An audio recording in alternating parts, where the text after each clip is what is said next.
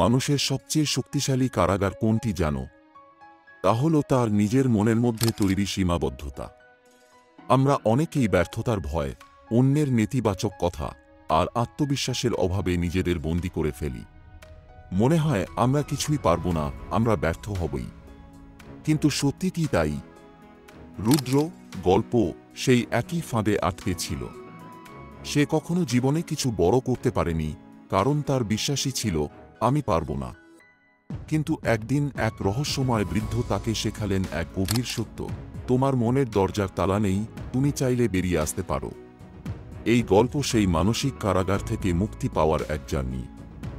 এটি শুধু রুদ্রের গল্প নয়, বরং আমাদের সবার জন্যই একটা আয়না, যেখানে আমরা দেখতে পাব আমরা আসলে কতটা শক্তিশালী হতে পারি যদি শুধু নিজেদের মনের দেয়ালগুলো ভেঙে ফেলতে পারি।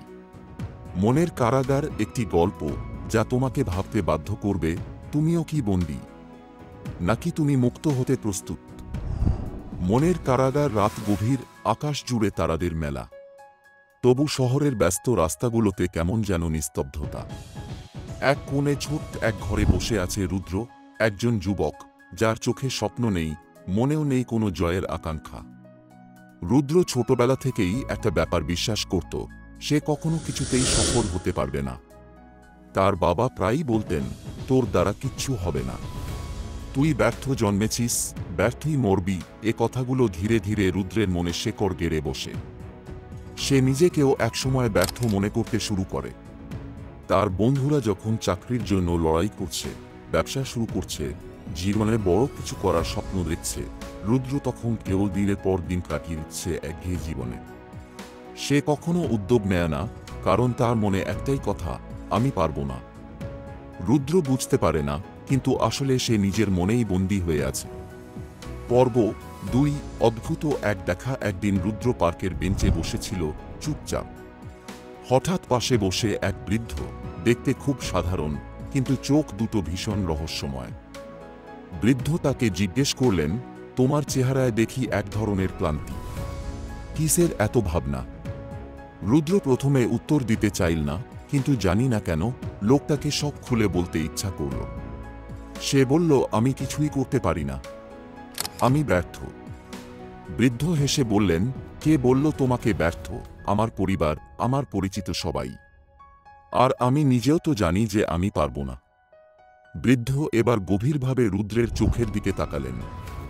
তারপর বললেন, শোনো, তুমি একটা কারাগারে বন্দী আছো, কিন্তু এই কারাগার তৈরি হয়েছে তোমার নিজের মনের মধ্যে। বাইরের লোকেরা শুধু কথা বলেছে, কিন্তু তুমি নিজেই বিশ্বাস করেছ যে তারা যা বলছে তা সত্য।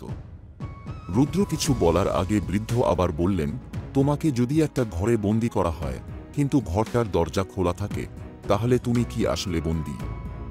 রুদ্র কিছুক্ষণ চুপ করে থাকল, তারপর বলল, না, দরজা খোলা থাকলে তো আমি বেরিয়ে আসতে পারি। বৃদ্ধ হেসে বললেন, ঠিক। আর এখন ভাবো, তোমার মনের এই কারাগারেও কোনো তালা নেই, দরজা খোলা।